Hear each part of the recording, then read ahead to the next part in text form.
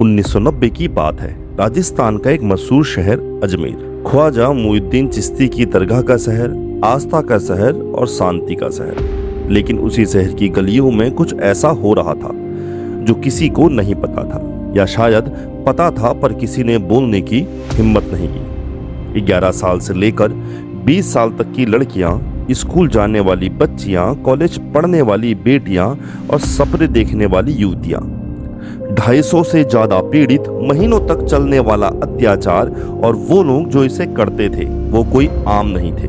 वे politically correct थे, धार्मिक रसूख रखते थे, पुलिस उनकी जेब में थी। 1992 अजमेर गैंगरेप कांड, जब इंसाफ मांगना भी मुश्किल था। अजमेर राजस्थान के दिल में बसा ये शहर सदियों से तीर्थ यात्रियों का केंद्र रहा है। यहाँ हिंदू भी आते हैं, मुसलमान भी और हर धर्म के लोग भी। शहर में एक खास खानदान रहता था, चिश्ती परिवार। ये लोग अजमेर शरीफ दरगाह के खादिम यानी वंशानुगत सेवक थे। इनका धार्मिक रसूख, सामाजिक प्रभाव और राजनीतिक पकड़ सब कुछ था। फारूक चिश्ती और नफीस चिश्ती, ये दो नाम आज की कहानी के केंद्र में हैं। ये भारतीय युवा कांग्रेस के अजमेर जिले के नेता थे, रसूखदार, पहुंचे हुए और बेहद खतरनाक। 1990 में इन्होंने एक ऐसे जाल की शुरुआत की जो अगले 2-3 सालों में सैकड़ों जिंदगियां तबाह कर देगा। शुरुआत हुई एक लड़की से जो सावित्री स्कूल अजमेर में क्लास 12th की छात्रा थी। उसका एक सपना था राजनीति में जाना, कांग्रेस पार्टी को ज्वाइन करना।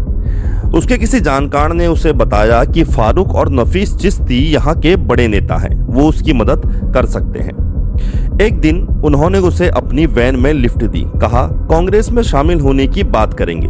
लेकिन उसे एक फार्म हाउस में ले जाया गया जहाँ वहाँ नफीस ने उसके साथ दुष्कर्म किया। उसके बाद उन्होंने उसकी तस्वीरें ली, अश्लील तस्वीरें, और कहा अगर किसी को बताया तो ये तस्वीरें सबको दिखा दी जाएगी। और फिर शुरू हुआ एक ऐसा दुष्चक्र जो रुकने का नाम नहीं लेता था। उस लड़की को मजबूर किया गया, अपनी दोस्तों को लाओ, अपनी क्लासमेट को लाओ, अपनी बहनों को लाओ, अगर नहीं लाई तो तुम्हारी तस्वीरें बाजार में बिकेंगी। और वो लड़की लाती रही क्योंकि उसके पास कोई दूसरा रास्ता नहीं था। Sophia girls school, Savitri school और अजमेर के दूसरे स्कूल कॉलेजों की लड़कियां इस जाल में फंसती गई। तरीका हमेशा एक जैसा था, पहले दोस्ती, प्यार का नाटक, फिर पार्टी या पिकनिक का बुलावा, फार्म हाउस पर ले जाना, वहां ड्रग्स देना, गैंगरेप करना, तस्वीरें खींचना और फिर ब्लैकमेल करना, और इसी के साथ नए शिकार ढूंढने पर मजबूर करना। ये सिर्फ फारूक और नफीस का काम नहीं था, उनके साथ एक पूरी गैंग थी, 18-20 लोग, हर बार नए लोग, हर बार नई लड़की। जरा सोचिए एक 13 साल की बच्ची के साथ क्या हो रहा था। वो स्कूल से घर जा रही थी, कोई उसे रोकता है, कहता है तुम्हारी दीदी ने बुलाया है, और वो चली जाती है उस जगह जहां से वो कभी पहली जैसी लौटकर नहीं आएगी। बलात्कार के बाद जब वो घर आती तो घर वालों को क्या बताती, कैसे बताती, समाज क्या कहेगा? पुलिस भरोसेमंद नहीं, नेता अपराधियों के दोस्त और मीडिया चुप। एक पीड़िता ने बाद में बताया था कि उसने एक पुलिस कांस्टेबल से मदद मांगी थी। उसने उसे एक ऑफिसर के पास भेजा, लेकिन उसके बाद धमकी भरे फोन आने लगे। इससे साफ था कि पुलिस भी इस गैंग की जेब में थी। गैंग के एक सदस्य मुइज उल्ला ने एक पीड़िता को क्रिप्टिकली कहा था, जो खेल तुम समझ रही हो वो नया नहीं है, ये हम बहुत पहले से ही खेलते आ रहे हैं। ये सुनकर रूह कांप जाती है। इसका मतलब था कि यह ऑर्गेनाइज था, प्लान था और पहले भी हो चुका था। कई पीड़िताओं के परिवार को जब पता चला तो उन्होंने अपनी बेटियों को घर से निकाल दिया, इज्जत के नाम पर, समाज क्या कहेगा के नाम पर। पुलिस रिकॉर्ड के मुताबिक कम से कम 6 पीड़िताओं ने अपनी जान दे दी थी। इन लड़कियों का क्या कसूर था? बस इतना कि वो किसी बड़े रसूखदार आदमी के हाथ लग गई थी। साल 1992 अजमेर में एक अखबार था, दैनिक नवज्योति। इसके पत्रकार संतोष गुप्ता ने कुछ सुना, कुछ ऐसा जो हिला देने वाला था। 21 अप्रैल 1992 को उन्होंने अपनी रिपोर्ट छापी सेक्सुअल एक्सप्लॉयटेशन के बारे में, लेकिन लोगों ने ज्यादा ध्यान नहीं दिया। फिर 15 मई 1992 को दूसरी रिपोर्ट आई, इस बार ब्लड तस्वीरों के साथ। तस्वीरें उन लड़कियों की थी। पूरा शहर हिल गया। अखबार के एडिटर दीनबंधु चौधरी ने बाद में बताया कि पुलिस को इस कांड की जानकारी 1 साल से थी, लेकिन राजनीतिक दबाव में जांच रोकी गई। हमने ये स्टोरी इसलिए पब्लिश की क्योंकि यही एकमात्र रास्ता था। 18 मई 1992 को अजमेर शहर बंद हो गया। पूरा शहर, लोग सड़कों पर थे, गुस्सा था, दर्द था, सवाल थे।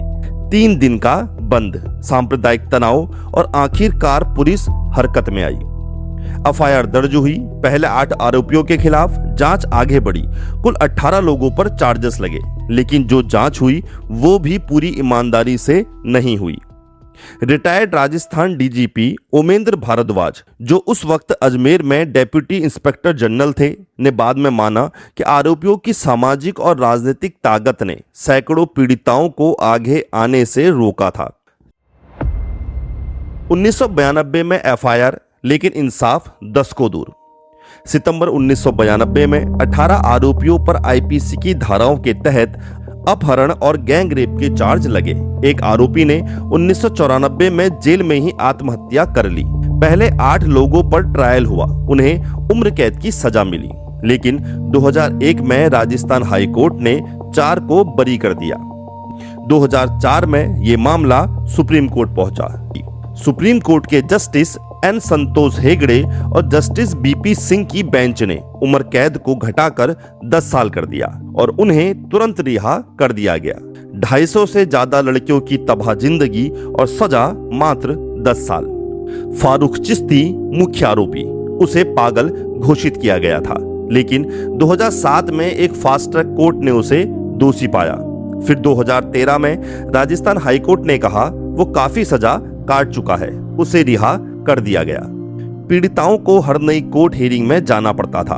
अपनी कहानी फिर से सुनाओ, फिर से उस दर्द को जियो, फिर वो सब याद करो जो तुम भूल जाना चाहती हो। सुप्रीम कोर्ट ने खुद माना कि सोशल स्टिग्मा और रिपरकशन के डर से कई विक्टिम्स ने गवाही नहीं दी थी, जिससे केस कमजोर हुआ। और फिर 2024 में 32 साल बाद एक स्पेशल पॉस्को कोर्ट ने 6 आरोपियों को उम्र कैद की सजा सुनाई। ये 6 थे नफीस चिश्ती, नसीम उर्फ तर्जन, सलीम चिश्ती, इकबाल भाटी, सोहेल गनी और सैयद जमीर हुसैन। 32 साल। पीड़िताएं अब दादी नानी की उम्र में पहुंच रही हैं और इंसाफ मिला 32 साल बाद। ये सिर्फ एक रेप केस नहीं था, ये सिस्टम की पूरी तरह से फेलियर थी। 20 अगस्त 2024, 32 साल बाद एक स्पेशल पॉक्सो कोर्ट ने 6 आरोपियों को उम्र कैद की सजा सुनाई। ये कुछ ना होने से बेहतर है, लेकिन क्या ये काफी है?